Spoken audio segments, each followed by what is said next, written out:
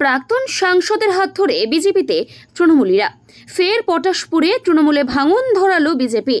দল ত্যাগীদের হাতে বিজেপির পতাকা তুলে দেন কাঁথির প্রাক্তন সাংসদ শিশির অধিকারী।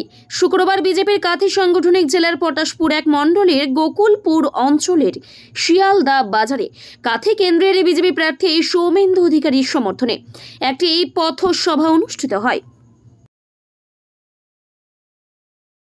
বের করে নাও। এখন পর্যন্ত ভাইপোর সম্পত্তি বিক্রি করে সূর্যের কান খুলে এইসব ছবি এঁকেছে যারা, কি কি চোর সব আছে এরা বলছে আমি জানি না। তা আমি বলি আপনাদের কাছে, এই চোরদের পার্টি তার যিনি ভাইপো নেত্রী মাত্র 340 কোটি টাকা, 340 কোটি টাকা সরকারের কাছে চলে গেছে। ইনার খুর শ্বশুর মশাই অ্যালকামিস, অনেকে এখানে চিটিং কোম্পানি করেছিলেন, অ্যালকামিস টাকা রেখেছিলেন, বহু গরিব মানুষ, তো পয়সা বাড়বে, পয়সা পাবে। তার থেকে 10 কোটি 39 লক্ষ টাকা নিয়েছেন। এখনো 1750 পাতা দিল্লিতে যা লিখেছিলেন ভাইপো, তার ইতিহাস বাকি আছে। 340 পাতা কলকাতা অমৃতা সিনহার কোর্টে, হাইকোর্টে যা যা লিখেছিলেন তা বাকি আছে। তা আমি বলি বাবু যে 1750 পাতা লিখেছিলেন, এগুলা কি?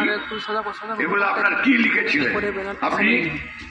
এগুলা আপনি কি প্রেমপত্র নাকি চাঁদ উঠেছে, ফুট ফুটেছে, কদম তলায় কে মধুর মধুর ভাতি বাজে হরিদাস পাল, উনি লিখেছে, উনি সব 1750 পাতা একবারে চকচকে একবারে বলছেন ওখানে ফাঁসিটা ঝুলিয়ে দেন। 1 পয়সা যদি আমার বিরুদ্ধে দুর্নীতির অভিযোগ পান, আপনারা ফাঁসি কাটা ঝুলিয়ে দেবেন। এখন আরো কথা বলছেন না, এখন আর বলছেন 29খানা বাড়ি কলকাতার করে। এবং সে বাড়ি কি বাড়ি জানেন না আপনারা? এর মধ্যে একটা বাড়ি কত কোটি, হাজার কোটি টাকা আপনার ঘর ভাড়া উঠে 2000 কোটি, ভাবতে পারবেন না।